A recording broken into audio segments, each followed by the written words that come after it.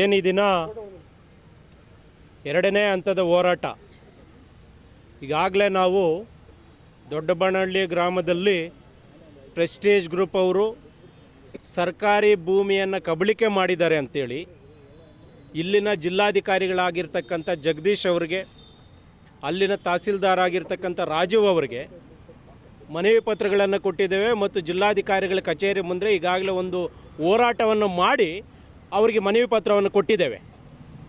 ಆದರೆ ಸರ್ಕಾರಿ ಭೂಮಿಯನ್ನು ರಕ್ಷಿಸಬೇಕಾಗಿರ್ತಕ್ಕಂಥ ಅಧಿಕಾರಿಗಳೇ ಭಕ್ಷಕರ ಪರವಾಗಿ ನಿಂತಿದ್ದಾರೆ. ಇವತ್ತು ಕನಿಷ್ಠ ಸಂಘಟನೆಯವರಿಗೆ ಮತ್ತು ಸಾರ್ವಜನಿಕರಿಗೆ ಸರ್ಕಾರಿ ಭೂಮಿ ಮೇಲೆ ಇರ್ತಕ್ಕಂಥ ಕಾಳಜಿನೇ ಇವ್ರಿಗಿಲ್ಲ ಅಂತ ಹೇಳಿದ್ರೆ ಇವರು ಒಬ್ಬ IAS ಆಗಿ KS ಆಗಿ ಕೆಲಸ ಮಾಡೋದಕ್ಕೆ ಅನರ್ಹರು ಅಂತ ಹೇಳೋದಕ್ಕೆ ನಾನು ಇವತ್ತು ಇಷ್ಟಪಡ್ತಾ ಇದ್ದೇನೆ.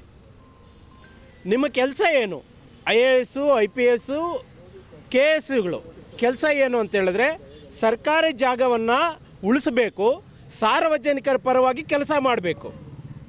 ನೀವು ಉಳ್ಳವರ ಪರವಾಗಿ ಪ್ರೆಸ್ಟೇಜ್ ಗ್ರೂಪ್ ಅವ್ರ ಪರವಾಗಿ ಕೆಲಸ ಮಾಡ್ತಾ ಇದ್ದೀರಾ ಅಂತ ಹೇಳಿದ್ರೆ ಪ್ರೆಸ್ಟೇಜ್ ಗ್ರೂಪ್ ಕಡೆಯಿಂದ ನಿಮಗೆ ಸೇರಿರ್ತಕ್ಕಂಥ ಕಪ್ಪ ಏನಿದೆ ಅದರ ವಿವರವನ್ನು ಸಹ ನಮ್ಗೆ ಹೇಳಬೇಕಾಗುತ್ತೆ. ಇವತ್ತು ಯಾಕೆ ನೀವು ಮೌನವಾಗಿದ್ದೀರಿ? ಇಷ್ಟು ದಿನಗಳ ಕಾಲ ನಾವು 2 ತಿಂಗಳ ಹಿಂದೆ ನಾವು ಜಿಲ್ಲಾಧಿಕಾರಿಗಳ ಕಚೇರಿ ಮುಂದೆ ಪ್ರತಿಭಟನೆ ಮಾಡಿ ಅವರಿಗೆ ಮನವಿ ಪತ್ರ ಕೊಟ್ಟಿದ್ದೇವೆ. ತಮಾಷೆ ಏನು ಅಂತ ಹೇಳಿದ್ರೆ 5ನೇ ತಾರೀಕು ಅವ್ರು ನೋಟಿಸ್ ಕೊಟ್ಟಿದ್ದಾರೆ. ಈಗ 2ನೇ ಹಂತದ ಪ್ರತಿಭಟನೆ ಮಾಡ್ತಾ ಇದ್ದೀವಿ ಅಂತ ಗೊತ್ತಾದ ಮೇಲೆ ಮೊನ್ನೆ ಜಿಲ್ಲಾಧಿಕಾರಿಗಳು 5ನೇ ತಾರೀಕು ಪ್ರೆಸ್ಟೀಜ್ ಗ್ರೂಪ್ ಅವ್ರಿಗೆ ಒಂದು ನೋಟಿಸ್ ಕೊಟ್ಟು ನಮಗೆ ಕಳಿಸಿದ್ದಾರೆ, ನಾವು ನೋಟಿಸ್ ಕೊಟ್ಟಿದ್ದೀವಿ ಅಂತ. ಇದೇನಾ ನಿಮ್ಮ ನೋಟಿಸ್ ಕೊಡೋ ಕೆಲಸನ ನಿಮಗೆ? ಅವ್ರಿಗೆ ಡಾಕ್ಯುಮೆಂಟ್ ಮಾಡಿಕೊಡೋದು ನೀವು, ಲೈಸೆನ್ಸ್ ಕೊಡೋದು ನೀವು, ಜಾಗವನ್ನು ಗುರುತಿಸ್ಕೊಡೋದು ನೀವು.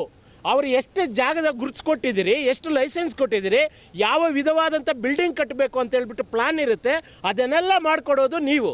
ನಿಮಗೆ ಗೊತ್ತಿಲ್ವಾ ಅಲ್ಲಿ ಸರ್ಕಾರಿ ಭೂಮಿ ಕಬಳಿಕೆ ಆಗಿದೆ ಅಂತ ಹೇಳ್ಬಿಟ್ಟು? ನಾವು ಹೇಳ್ಕೊಡ್ಬೇಕಾ ನಿಮಗೆ? ಸಂಘಟನೆಯವರು, ಸಾರ್ವಜನಿಕರು ಒಬ್ಬ IAS ಆಫೀಸರ್ಗೆ ಹೇಳ್ಕೊಡುವ ಪರಿಸ್ಥಿತಿಯಾಗಿ ನೀವು ತಂದುಕೊಂಡಿದ್ದೀರಾ ಅಂತ ಹೇಳಿದ್ರೆ ಇದಕ್ಕಿಂತ ಹೀನೆಯ ಸ್ಥಿತಿ ಇನ್ಯಾವುದೂ ಇಲ್ಲ. ನಾವು ಈಗಲೇ ಹೇಳ್ತಾ ಇದ್ದೀವಿ. ಇವತ್ತು ಆ್ಯಕ್ಚುಲಿ ನಾವು ಮೊನ್ನೆ ಕಂದಾಯ ಸಚಿವರು ಮನೆ ಮುತ್ತಿಗೆ ಕಾರ್ಯಕ್ರಮ ಇತ್ತು, ಅವರ ಅನುಪಸ್ಥಿತಿ ಇರೋದ್ರಿಂದ ನಾವು ಇವತ್ತು ಫ್ರೀಡಮ್ ಪಾರ್ಕಲ್ಲಿ ಸಾಂಕೇತಿಕವಾಗಿ ಮಾಡ್ತಾ ಇದ್ದೇವೆ. ಈಗಾಗಲೇ ನಮ್ಮ ರಾಜ್ಯ ಕಾರ್ಯಾಧ್ಯಕ್ಷರಾದಂಥ ಡಾಕ್ಟರ್ G. ಗೋವಿಂದಯ್ಯ ಅವರು ವಿಧಾನಸೌಧ ಮುತ್ತಿಗೆ ಘೋಷಣೆ ಮಾಡಿದ್ದಾರೆ.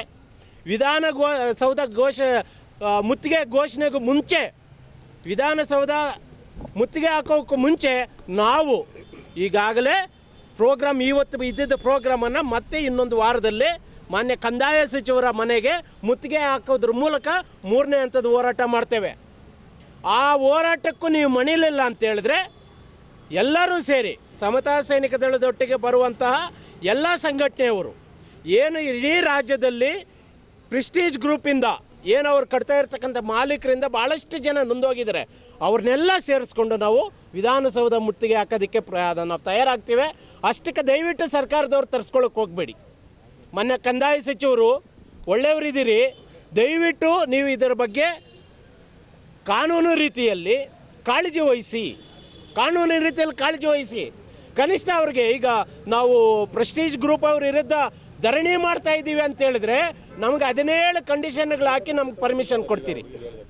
ಕಂಡೀಷನ್ ಹಾಕಿ ನಮಗೆ ಪರ್ಮಿಷನ್ ಕೊಡ್ತೀರಿ. ಸರ್ಕಾರಿ ಭೂಮಿ ಕಬಳಿಕೆ ಮಾಡಿದ್ದಾರೆ ಅಂತ ಹೇಳಿದ್ರೆ ಅವ್ರನ್ನ ಸುಮ್ಮನೆ ಬಿಟ್ಬಿಟ್ಟಿದ್ದಾರೆ ಅಂತ ಹೇಳಿದ್ರೆ ಇದಕ್ಕಿಂತಲೂ ಏನೇ ಸ್ಥಿತಿ ಇನ್ಯಾವುದೂ ಇಲ್ಲ. ಸರ್ಕಾರಕ್ಕೆ ಕೆಟ್ಟ ಹೆಸರು ಬರೋದು ಬೇಡ, ಅರ್ಥ ಮಾಡ್ಕೊಳ್ಳಿ. ಈಗಾಗಲೇ ಸರ್ಕಾರದ ವಿರುದ್ಧ ದಂಗೆ ಹೇಳ್ತಾ ಇದ್ದಾರೆ ಜನ.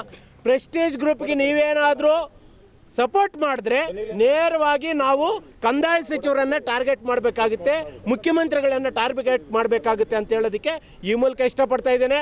ಸಮತಾ ಸೈನಿಕ ದಳದ ವತಿಯಿಂದ ಇವತ್ತು 2ನೇ ಹಂತದ ಹೋರಾಟ ಇವತ್ತು ಭಾಳ ಯಶಸ್ವಿಯಾಗಿ ನಡೆದಿದೆ.